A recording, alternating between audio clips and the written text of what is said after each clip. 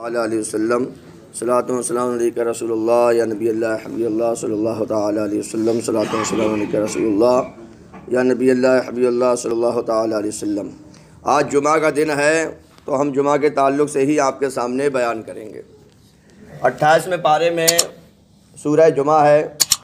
رب کائنات نے ارشاد فرمایا یا ایھا الذین آمنوا اذا نودی للصلاۃ من یوم الجمعہ، اے ایمان والو جب جمعہ کی اذان ہو جائے، اے ایمان والو جب جمعہ کی اذان ہو جائے تو جمعہ کے دن اللہ کے ذکر کی طرف کو دوڑو، اللہ کے ذکر کی طرف کو دوڑو۔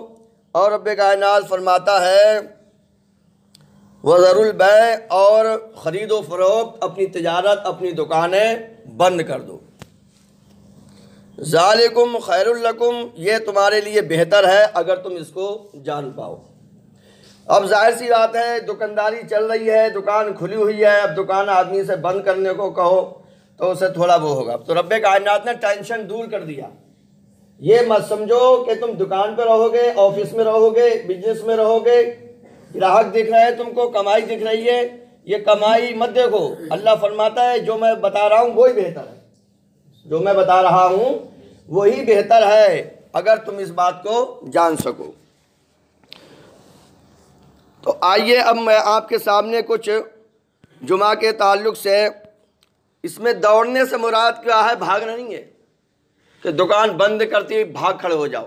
مطلب یہ ہے کہ پورے اپنے انٹینشن کے ساتھ، پوری نیت کے ساتھ اذان ہوتے ہی اپنا کاروبار بند کرو اور نماز کی تیاری میں لگ جاؤ، نماز کی طرف کو آ جاؤ۔ پہلے کا دور تھا تو لوگ فجر کی نماز سے ہی ایسے چلتے تھے جمعے کے لیے جیسے عیدگاہ کو جاتے ہیں لوگ، پورے گلی کے گلی بھری ہوئی رہتی تھیں۔ چلو بھائی صبح کو نہیں آؤ تو کم سے کم ٹائم سے مسجد میں حاضر ہو جاؤ، وضو بنا کر آ جاؤ۔ حضور اکرم صلی اللہ علیہ وسلم فرماتے ہیں کہ اللہ تبارک تعالیٰ نے جمعہ کے دن کو ہفتے کی عید بنایا ہے، ہفتے کی عید بنایا ہے۔ تو ہمیں چاہیے کہ ہم پورے اہتمام کے ساتھ دھلے ہوئے کپڑے، پاک صاف نئے ہو تو بہتر، نہیں ہے تو دھلے ہوئے پاک صاف کپڑے، خوشبو لگا کر سج بن کر مسجد کی طرف کو آئیں۔ عید ہے، اب عید اس طرح سے ایک سال میں کتنی عید ہوگی؟ ارے کتنے ہفتے ہوتے ہیں؟ ارے دو نہیں، 52 عیدیں ہو گئیں، ایک سال میں 52 عیدیں ہو گئیں۔ حضور نے فرمایا جمعہ کا دن عید کا دن ہے، ہفتے کی عید، پورے ہفتے کی جمعہ ہے عید، تو 52 عیدیں ہو گئیں سال میں۔ پھر زندگی میں کتنی عیدیں ہیں؟ عید ہی عید ہے۔ تو یہ رب کائنات نے جو دن کو عید بنایا ہے ہمارے حضور صلی اللہ علیہ وسلم کے صدقے میں بنایا۔ پیارے آقا صلی اللہ علیہ وسلم فرماتے ہیں اسی دن حضرت آدم علیہ السلام پیدا ہوئے، دنیا میں بھی تشریف لائے، جنت سے تشریف لائے، اسی دن آپ دنیا سے چلے گئے، اسی دن قیامت قائم ہوگی، اور بھی بہت ساری چیزیں اس میں ہیں۔ تو رب کائنات نے آدم علیہ السلام جب پیدا ہوئے اس دن کو عید بنا دیا، اور یہ عید بنی ہمارے حضور صلی اللہ علیہ وسلم کے صدقے میں۔ تو جس دن ہمارے پیارے آقا صلی اللہ علیہ وسلم تشریف لائے وہ تو عیدوں کی عید ہے، اگر حضور نہ آتے تو کچھ بھی نہیں ہوتا۔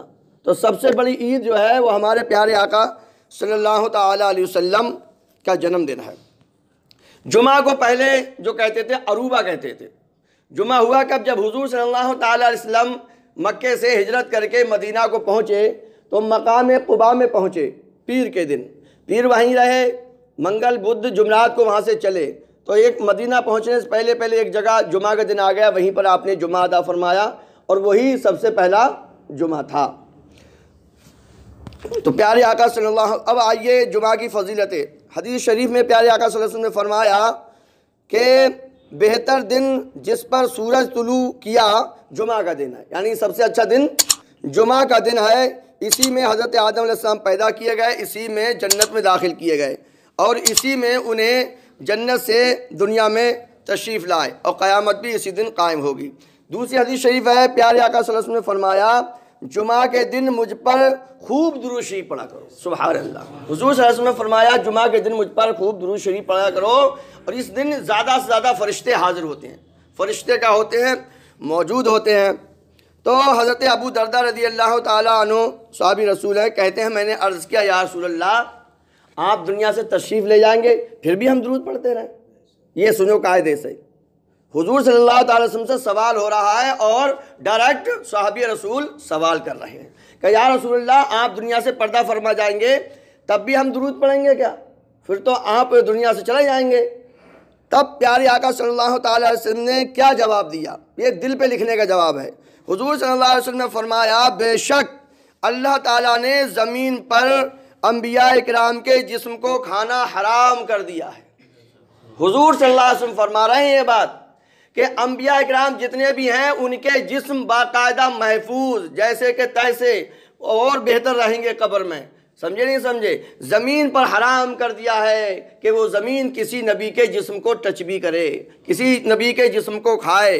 پیارے آقا صلی اللہ علیہ وسلم نے فرمایا اللہ کا نبی زندہ ہے اور روزی دیا جاتا ہے۔ سبحان اللہ، یہ حضور نے فرمایا، صحابی رسول نے جب سوال کیا حضور نے اس کا جواب دیا۔ تو سارے یہ تو نبی ہیں، اللہ تبارک تعالیٰ نے قرآن شریف میں فرما دیا کہ جو خدا کی راہ میں شہید ہو اسے مردہ نہ کہو، اسے اب شہید تو کوئی بھی ہو سکتا ہے بھائی، امتی شہید ہو جائے، ولی شہید ہو جائے، مفتی شہید ہو جائے، کوئی بھی شہید ہو جائے تو اللہ تبارک تعالیٰ نے حکم دے دیا اسے مردہ نہ کہو، مردہ نہ کہو بلکہ وہ زندہ ہے۔ اور دوسری آیت میں رب کائنات نے فرمایا اسے مردہ سمجھو بھی مت۔ مائنڈ پہ بھی باؤنڈیشن، زبان پہ بھی باؤنڈیشن، یعنی مردہ کہنا تو بہت دور کی بات ہے، زبان اپنے دل کے اندر بھی مردہ تم انہیں گمان بھی نہیں کر سکتے، مردہ سوچ بھی نہیں سکتے، سوچ پہ بھی پابندی ہے اور دل پہ بھی پابندی ہے۔ جب ایک امتی اللہ کی راہ میں جان دے دے تو اسے مردہ کہنے پہ پابندی ہے، سمجھے؟ وہ زندہ ہے، اللہ فرماتا ہے زندہ ہے۔ تو اللہ تبارک تعالیٰ کے جتنے بھی نبی ہیں وہ سب زندہ ہیں، اور جو ان کو یہ کہے کہ مر کے مٹی میں مل گئے وہ بے ایمان ہے، ایمان سے خارج ہے۔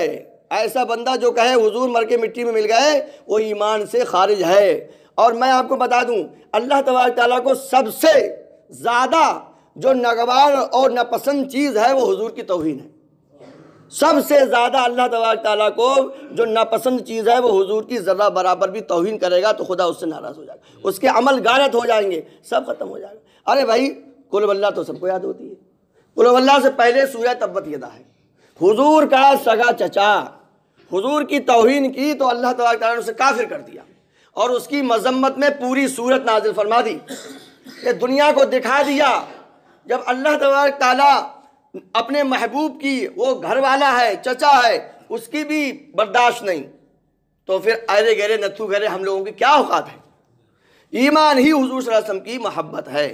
تو اللہ کے نبی سارے کے سارے زندہ ہیں اور ہمارے حضور صلی اللہ تعالی علیہ وسلم ان سب سے زیادہ زندہ ہیں۔ اسی لیے تو سرکار اعلیٰ حضرت کہتے ہیں تو زندہ ہے واللہ، تو زندہ ہے واللہ۔ واللہ کا مطلب ہوتا ہے خدا کی قسم، 2 مرتبہ فرمایا آپ نے، تو زندہ ہے واللہ، تو زندہ ہے واللہ، میری چشم عالم سے چھپ جانے والے آنکھیں پیدا کرو۔ تو حضور صلی اللہ تعالی وسلم نے صاف صاف فرما دیا، قرآن سے بھی ثابت ہو گیا اور حدیث سے بھی ثابت ہو گیا، جو اللہ والے ہیں ان کو مٹی نہیں کھا سکتی، وہ بالکل باقاعدہ قبر میں اپنی زندہ ہیں اور وہاں سے مدد بھی فرماتے ہیں۔ ہاں، اور تیسری حدیث سنیے، حضرت ابو لبابہ رضی اللہ تعالیٰ عنہ سے روایت ہے، رسول اکرم صلی اللہ علیہ وسلم نے ارشاد فرمایا جمعہ کا دن تمام دنوں کا سردار ہے، اللہ کے نزدیک سب سے بڑا ہے، اور وہ اللہ تعالیٰ کے نزدیک عید الاضحیٰ عید الفطر سے بڑا ہے۔ اس میں 5 خصلتیں ہیں۔ اللہ تعالیٰ نے اس میں حضرت آدم علیہ السلام کو پیدا فرمایا، اسی میں انہیں زمین پر اتارا، اسی میں انہیں وفات دی، اور اسی میں ایک ساتھ ایسی ہے کہ بندہ اس وقت جس چیز کا سوال کرے گا اللہ تعالیٰ اسے دے گا جب تک کہ حرام کا سوال نہ کرے، اور اسی دن میں قیامت قائم ہوگی۔ کوئی مقرب فرشتہ، مقرب مطلب اللہ کے زیادہ سے زیادہ قریب جو بھی ہیں، آسمان زمین ہو پہاڑ دریا، ایسا نہیں کہ جمعہ کے دن ڈرتا نہ ہو۔ تو ہمیں چاہیے کہ ہم زیادہ سے زیادہ رب کائنات کی عبادت کریں۔ اور اس میں یہ بات آئی کہ اس میں ایک ساعت ایسی ہے، ایک گھڑی ایسی ہے کہ اللہ تبارک تعالیٰ خاص فضل فرماتا ہے۔ اس میں علماء کرام نے، مفتیان کرام نے، جو اسکالرس ہیں، بڑے بڑے ماہر ہیں، انہوں نے فرمایا ہے اور حدیث شریف کی روشنی سے پتہ چلا وہ ٹائم ہے کس وقت۔ تو وہ ٹائم ہے جب امام صاحب خطبہ کے لیے بیٹھیں وہاں سے لے کر نماز کے شروع ہونے تک۔ اب وہ ٹائم کہاں ملے گا بھائی؟ خطبہ تو سننا واجب ہے، اس وقت تو سنت بھی نہیں پڑھ سکتے آپ۔ ایک حدیث شریف میں آیا اگر کوئی خطبہ کے ٹائم یہ کنکری سمجھ لو، اگر کنکری بھی ہلائے گا تو اس نے بھی غلط کام کیا، اتنی بھی اجازت نہیں ہے خطبہ کے ٹائم کنکری ہلانے کی بھی۔ تو پھر اس وقت کیا، اس وقت ایک چانس ملتا ہے، وہ چانس ہے امام صاحب کے 2 خطبوں کے بیچ میں۔ ایک خطبہ امام صاحب نے پڑھ لیا، دوسرے خطبے کے ٹائم بیٹھتے ہیں تب ایک دم آپ دعا کیجیے، وہ ٹائم جو ہوتا ہے وہ خاص دعا کی قبولیت کا ہوتا ہے۔ اور ایک ٹائم بتایا گیا ہے عصر اور مغرب کے بیچ کا، عصر اور مغرب کے بیچ، یہ ٹائم جو ہوتا ہے وہ دعا بہت جلد قبول ہونے کا ٹائم ہوتا ہے۔ تو یہ ساری چیزیں ہیں، اب میں آپ کو ترجمہ کر کے بتا دیتا ہوں، تفسیر میں تو بہت ٹائم لگ جائے گا۔ تو اللہ تبارک تعالیٰ نے کیا فرمایا، اے ایمان والو جب تمہیں جمعہ کی اذان ہو جائے تو نماز کے لیے دوڑو اور کاروبار اپنے چھوڑ دو، اور یہ تمہارے لیے بہتر ہے اگر تم جانو۔ اور رب کائنات آگے فرماتا ہے فَإِذَا قُضِيَتِ الصَّلَاةُ فَانتَشِرُوا فِي الْأَرْضِ، اور جب نماز ہو چکے تو زمین میں پھیل جاؤ، وَابْتَغُوا مِن فَضْلِ اللَّهِ، اور اللہ کا فضل تلاش کرو اور اللہ کو بہت یاد کرو، اس امید پر کہ کامیابی پاؤ۔ تو کامیابی اللہ کے ذکر سے جڑی ہوئی ہے، سمجھے گے نہیں سمجھے؟ جب نماز ہو جائے تو پھر اپنے کاروباروں میں چلے جاؤ، اپنی بزنس میں چلے جاؤ، اپنے آفس میں چلے جاؤ، یہ اجازت ہے۔ اور اس نیت سے کماؤ کہ ہم اپنے ماں باپ کی خدمت کریں گے، اپنے بال بچوں کو پالیں گے پوشیں گے، اپنے پڑوسیوں کا دھیان رکھیں گے، مسجد میں مدرسے میں دین میں غریبوں کو جب بھی ضرورت پڑے گی تو ہم ان کی مدد کریں گے۔ تو یہ تمہاری تجارت بھی عبادت بن جائے گی۔ عبادت کی نیت سے کوئی بھی کام آپ جائز کریں گے تو وہ آپ کے لیے عبادت بن جائے گا۔